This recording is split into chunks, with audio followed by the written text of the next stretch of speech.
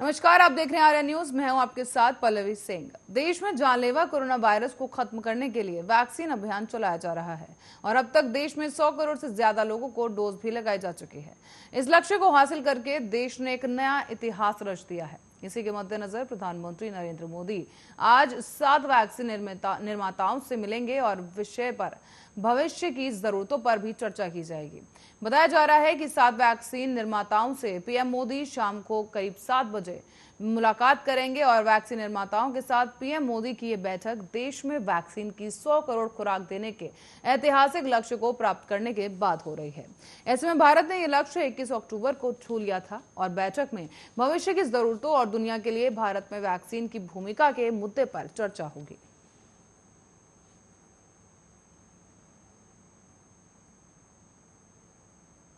और अनुच्छेद 370 को निरस्त करने के बाद पहली बार जम्मू कश्मीर के दौरे पर श्रीनगर पहुंचे हैं शाह और इसके साथ ही हवाई अड्डे पर उपराज्यपाल मनोज सिन्हा और केंद्रीय मंत्री जितेंद्र सिंह ने उनकी अगवानी की। शाह अपने दौरे में सबके पहले नौगाम में शहीद इंस्पेक्टर के घर पीड़ित परिवार से मिलने पहुंचे। अमित शाह ने इंस्पेक्टर परवेज अहमद के घर जाकर परिजनों से मुलाकात की जिनकी आतंकियों द्वारा हत्या कर दी गई थी।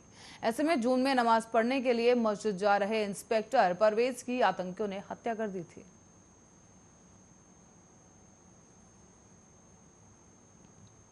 और लखीमपुर खीरी जिले के तिकुनिया इलाके में 3 अक्टूबर को हुई हिंसा में 4 किसानों समेत 8 लोगों की मौत के मामले में अब मुख्य आरोपी आशीष मिश्रा उर्फ मोनू समेत 4 आरोपियों को जिला अदालत में शुक्रवार को पुलिस हिरासत में भेज दिया गया है। आरोपी आशीष मिश्रा केंद्रीय गृह राज्य मंत्री अजय मिश्रा टेनी के पुत्र हैं।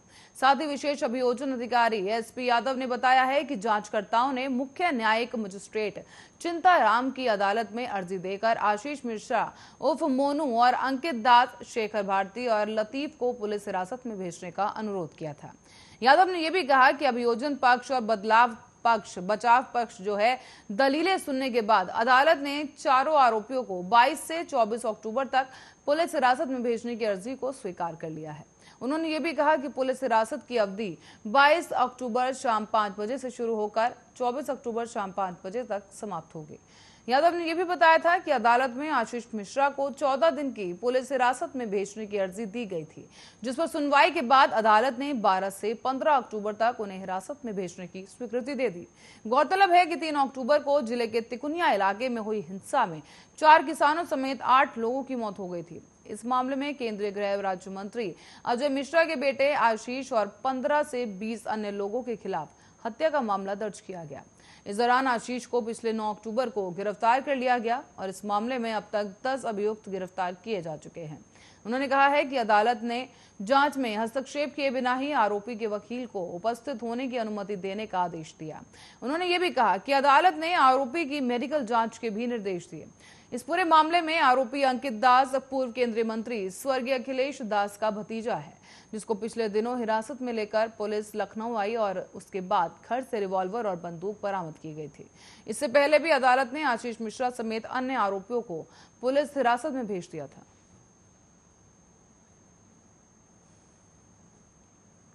और दुबई में खेले गए 2021 टी20 विश्व कप के वार्म अप मैच में टीम इंडिया ने ऑस्ट्रेलियाई टीम को बुरी तरह हरा दिया। ऑस्ट्रेलिया ने पहले ही खेलने के बाद 20 ओवर में 5 विकेट पर 152 रन बनाए थे। इसके जवाब में टीम इंडिया ने 17.5 ओवर में सिर्फ 1 विकेट खोकर आसानी से लक्ष्य का पीछा कर लिया। भारत के लिए रोहित शर्मा ने करीब 41 गेंदों में 60 रनों की मैच विनिंग पारी खेली। दूसरे को मौका देने के लिए वो रिटायर हर्ट हो चुके।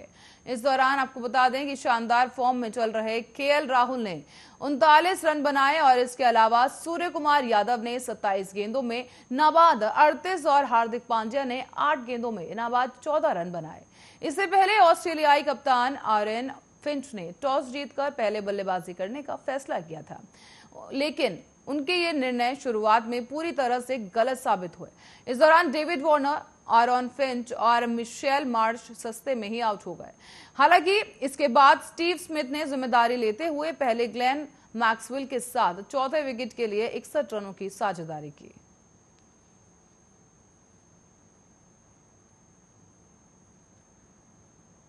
और बॉलीवुड अभिनेता शाहरुख खान के बेटे आर्यन खान के ड्रग केस को लेकर अब एनसीबी के नेता और महाराष्ट्र के मंत्री नवाब मलिक एनसीबी पर हमलावर हो गए हैं। नवाब मलिक हर दिन बयान जारी कर एनसीबी के जोनल डायरेक्टर समीर वानखेड़े पर हमला कर रहे हैं और अब एक बार फिर से एनसीबी पर निशाना साधते हुए नवाब मलिक ने कहा है कि समीर वानखेड़े कोरोना वायरस महामारी के दौरान लगे लॉकडाउन के दौरान अपने परिवार के साथ दुबई और मालदीव्स में क्या कर रहे थे। नवाब मलिक ने बॉलीवुड हस्तियों के खिलाफ कथित तौर पर फर्जी ड्रग्स मामले गढ़ने का मामला बताया और इसके साथ ही ये फर्जी मामले गढ़ने के लिए वानखेड़े को जेल जाने की भी चेतावनी दी। मलिक ने वानखेड़े के परिवार की मालदीव्स में छुट्टियां मनाते हुए कुछ तस्वीरें भी शेयर की, जब पूरा बॉलीवुड भी वहां मौजूद था। बताते चलें कि मलिक ने पुणे की एक जनसभा में कहा कि ये बिल्कुल स्पष्ट है कि ये सब वसूली मालदीव्स में और दुबई में हुई है। मैं उन तस्वीरों को जारी कर रहा हूं, वो मालदीव्स दुबई में क्या कर रहा था, उन्हें जवाब देना चाहिए। साथ ही नवाब मलिक ने यह भी कहा कि समीर वानखेड़े कुछ फिल्मी लोगों को फर्जी मामलों में फंसाने और उन्हें एनसीबी के सामने परेड कराने की कोशिश कर रहे हैं।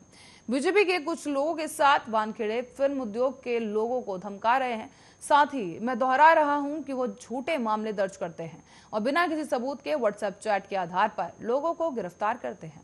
मैं इस पर और भी ज्यादा खुलासा करने जा रहा हूं, मलिक ने चेतावनी देते हुए कहा कि मैं उन सभी फर्जी मामलों पर पूरे सबूत के साथ वानखेड़े का पर्दाफाश करूंगा जिनके साथ वो बॉलीवुड में डर पैदा करने की कोशिश कर रहे हैं। इसके लिए उन्हें भारी कीमत चुकानी होगी और 6 महीने के भीतर उनकी नौकरी भी चली जाएगी। 1 साल के अंदर उन्हें जेल हो जाएगी। मलिक के इन आरोपों पर अब समीर वानखेड़े ने कहा कि मैं ये समझने में विफल हूं कि मुझ पर, मेरी बहन, मेरे सेवानिवृत्त पिता और मेरी मृत मां पर हुए हमले क्यों हुए, जबकि मैं तो केवल अपना कर्तव्य निभा रहा हूं। मामला विचाराधीन है और मैं बाद में उचित जवाब दूंगा। उन्होंने ये भी कहा कि मैंने जब से सर्विस ज्वाइन की है तब से कभी भी दुबई नहीं गया।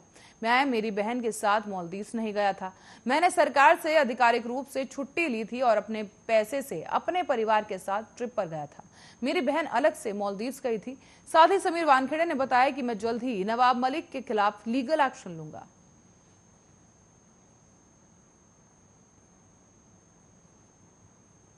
और छात्र राजनीति से ही चर्चा में आए कन्हैया कुमार ने राजद का नाम लिए बगैर कहा है कि कांग्रेस के साथ नहीं रहने वाले लोग बताएं कि वो किसके साथ हैं। बतौर कांग्रेसी शुक्रवार को पहली बार बिहार आए कन्हैया ने सदाकत आश्रम में आयोजित सम्मान समारोह में राजद प्रवक्ता मनोज झा का नाम लिए बगैर कहा है कि एक पढ़े लिखे प्रवक्ता लठैत की भाषा बोल रहे हैं। उन्हें बताना चाहिए कि कांग्रेस छोड़कर क्या कोई ऐसा दल है जिसने भाजपा को गले नहीं लगाया हो। कन्हैया ने यह भी कहा कि स्ट्राइक रेट पर सवाल उठाने वाले जान लें कि 40 लोकसभा सीट में से 1 सीट विपक्ष ने जीती और वो कांग्रेस की है। पटना एयरपोर्ट से सदाकत आश्रम तक कांग्रेस ने 3 युवा नेताओं कन्हैया कुमार, हार्दिक पटेल और जिग्नेश मेवानी का गर्मजोशी के साथ स्वागत भी किया गया। इस दौरान कन्हैया, जिग्नेश और हार्दिक पटेल शनिवार से तारापुर और कुशवेश्वर स्थान में चुनाव प्रचार करेंगे। साथ ही बिहार सरकार पर तंज कसते हुए कन्हैया कुमार ने कहा कि पढ़ाई, रोजगार और इलाज के लिए लोग बाहर जा रहे हैं और बदले में उन्हें गाली ही मिल रही है। साथ ही आपको बता दें, जनता जानना चाहती है कि जब से कांग्रेस सत्ता से हटी है 29 सालों में क्या हुआ। जात धर्म से ऊपर उठकर कांग्रेस सामाजिक न्याय और सामाजिक एकता कायम करेगी। जनता को वैसे लोग नहीं चाहिए जो केवल चुनाव में भ्रमण करते हैं। इस दौरान इसके अलावा हार्दिक पटेल ने कहा है कि सरकारी संस्थाओं के बल पर विपक्ष को दबाया जा रहा है। वहीं जिग्नेश मेवानी ने भी कहा कि महंगाई, बेरोजगारी चरम पर है।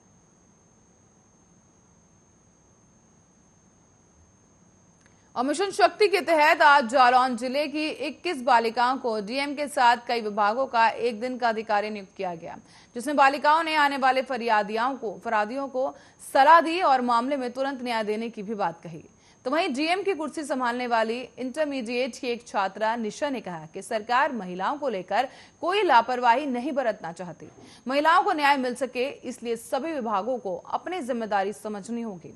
1090 जैसी हेल्पलाइन का प्रचार जन जन तक पहुंचाना होगा, जिससे पीड़ित महिलाओं को इसका लाभ मिल सके। इंटरमीडिएट की छात्रा निशा ने आगे कहा कि डायल 112 पर और कानूनी सलाह में हर हालत में पीड़ितों को मदद मिलनी चाहिए। तो वहीं एक अन्य छात्रा को सीडीओ और प्रोबेशन अधिकारी बनाया गया। छात्राओं ने कहा है कि लोगों को न्याय मिल सके, इसके लिए हम सभी को विभागीय योजनाओं को लोगों तक पहुंचाना होगा। एक दिन के कार्यकाल के बाद जिलाधिकारी प्रियंका निरंजन ने छात्राओं को प्रोत्साहित करने के लिए उनको कॉपी और किताबें भी दी और इसके साथ साथ पुरस्कार भी दिए गए। जिलाधिकारी प्रियंका निरंजन ने बताया कि सरकार के निर्देशों के अनुसार मिशन शक्ति के तहत नायिका इवेंट का आयोजन किया गया और इसका मकसद बच्चों के अंदर उम्मीद जगाना है और ये बताना है कि वो किसी से कम नहीं और किसी भी क्षेत्र में नायिका बन सकती हैं, चाहे वो क्षेत्र किसी से भी जुड़ा हुआ हो। आज महिलाएं हर क्षेत्र में अपना परचम लहरा रही हैं और हर क्षेत्र में जाकर बालिकाएं अपना लक्ष्य प्राप्त कर सकती हैं। इसी को ध्यान में रखते हुए जिले में बच्चों को नायिका बनाया जा रहा है और इसमें कई बच्चों को एक एक दिन का अधिकारी भी बनाया गया। उन्होंने बताया कि जिले की 21 बालिकाओं को यह अवसर दिया गया, साथ ही उन्हें पढ़ाई के लिए प्रेरित करने के लिए पुस्तकें भी बांटी गई।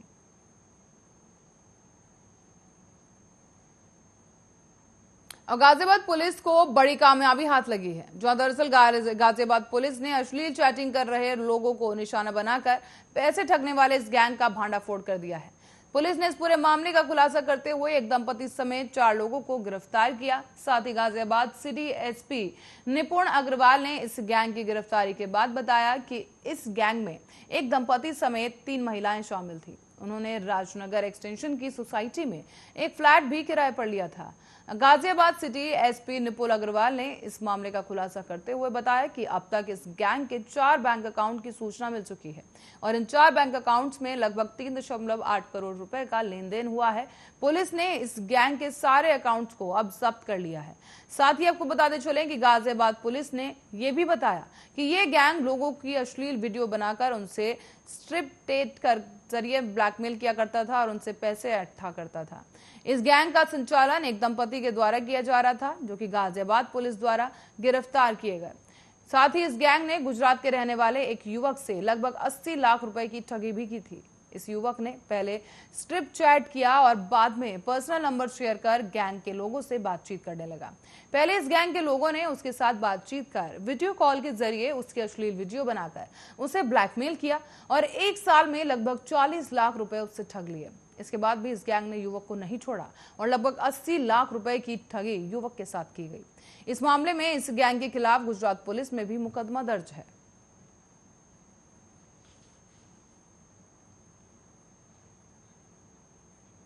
और बिहार में ब्रांड पाव की कीमतें एक बार फिर से तय कर दी गई हैं।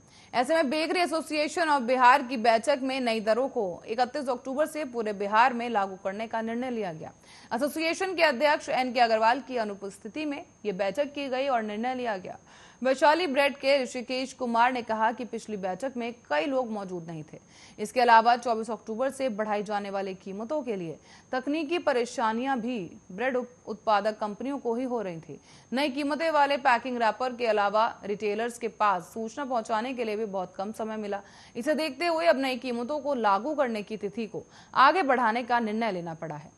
एसोसिएशन अध्यक्ष एन.के. अग्रवाल ने कहा है कि शुक्रवार को हुई बैठक में वो शामिल नहीं हो सके और बैठक में जो भी निर्णय लिया गया है वो सभी के लिए मान्य है। बिहार में ब्रेड की कीमतों में अब 2 से 5 रुपए के बीच का इजाफा किया गया है। साथ ही आपको बता दें कि सुपर फ्रेश ब्रेड की कंपनी हेडब्रग सिंह ने कहा है कि बिहार में ब्रेड की कीमतों को बढ़ाने के पहले यूपी, बंगाल और झारखंड में ब्रेड की कीमतों को भी देखना पड़ता है। बिहार में ब्रेड कीमतों पर और पड़ोसी राज्यों में ब्रेड की कीमतों में संतुलन बनाए रखने का प्रयास ब्रेड की नई दर में तय करने के लिए किया गया है। नई दरें 31 अक्टूबर से लागू करने का निर्णय लिया गया।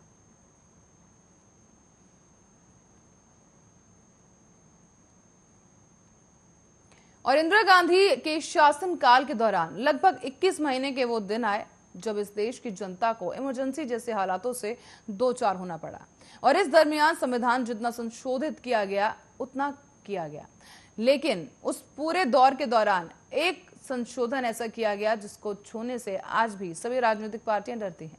क्या है वो संशोधन, आइए समझते हैं।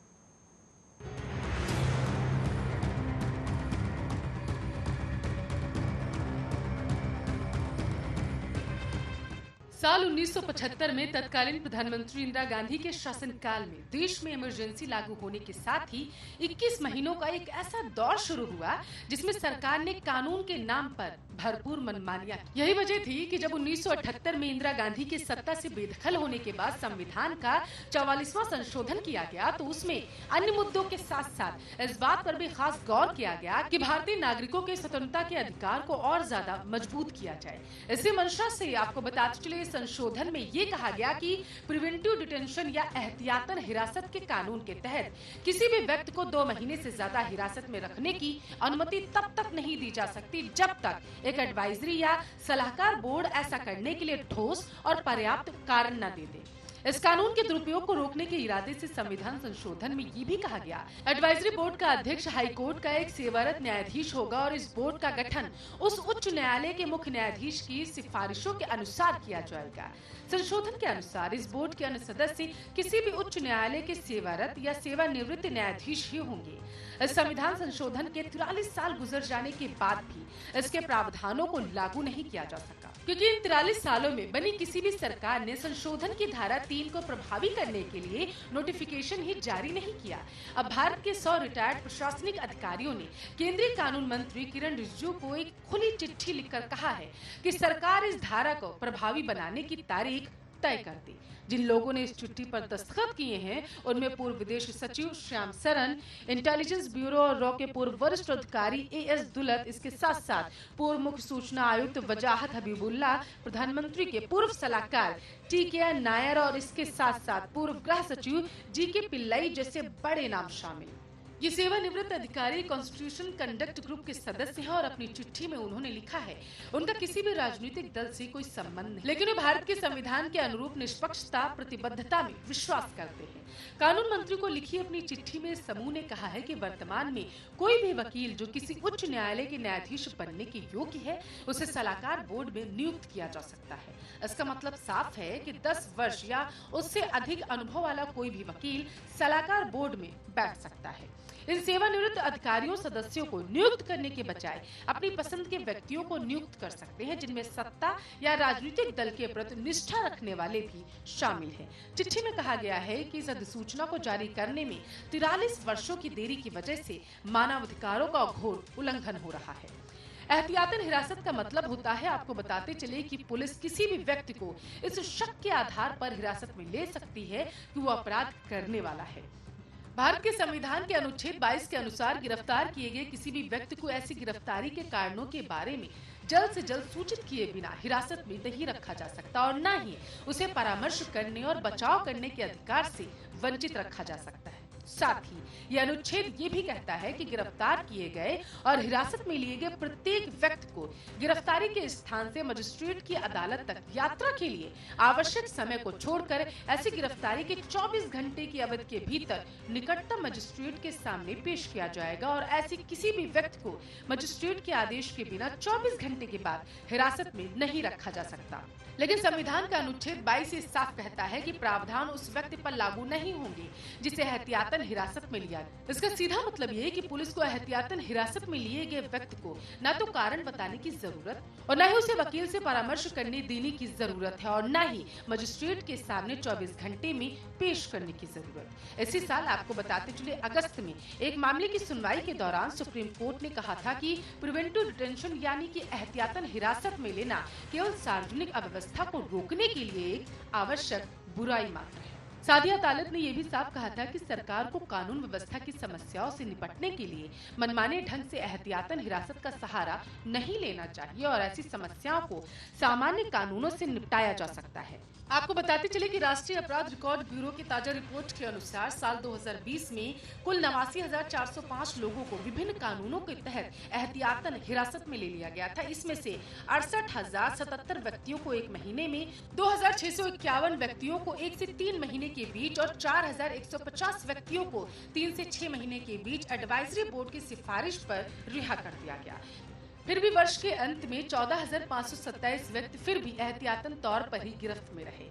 लोगों को आपको बताते चले, प्रिवेंटिव डिटेंशन में रखने के लिए जिन कानूनों का इस्तेमाल हुआ उनमें मुख्यतः राष्ट्रीय सुरक्षा कानून, कालाबाजारी की रोकथाम का कानून, आवश्यक सेवा रखरखाव अधिनियम और गुंडा एक्ट शामिल थे। अगस्त 2019 में जम्मू कश्मीर में अनुच्छेद 370 हटाए जाने के बाद से सैकड़ों लोगों को एहतियातन हिरासत में लिया गया था। आलोचकों का कहना था कि इन कानूनों का दुरुपयोग करके लोगों को हिरासत में लिया जा रहा है। जानकार कहते हैं कि इस मनमानी पर अदालतें कभी-कभी सख्त रवैया अपनाती हैं। इस साल अप्रैल में छपी एक पड़ताल में अंग्रेजी अखबार द इंडियन एक्सप्रेस ने बताया था कि जनवरी 2018 और दिसंबर 2020 के बीच में इलाहाबाद उच्च न्यायालय ने नेशनल सिक्योरिटी एक्ट या राष्ट्रीय सुरक्षा अधिनियम के तहत एहतियातन हिरासत को चुनौती देने वाली 120 बंदी प्रत्यक्षीकरण याचिकाओं पर फैसला सुनाया और 94 मामलों में जिलों में डीएम के आदेशों को रद्द करते हुए बंदियों को रिहा करने का आदेश दिया गया था। स्पेशल डेस्क, आर्य न्यूज।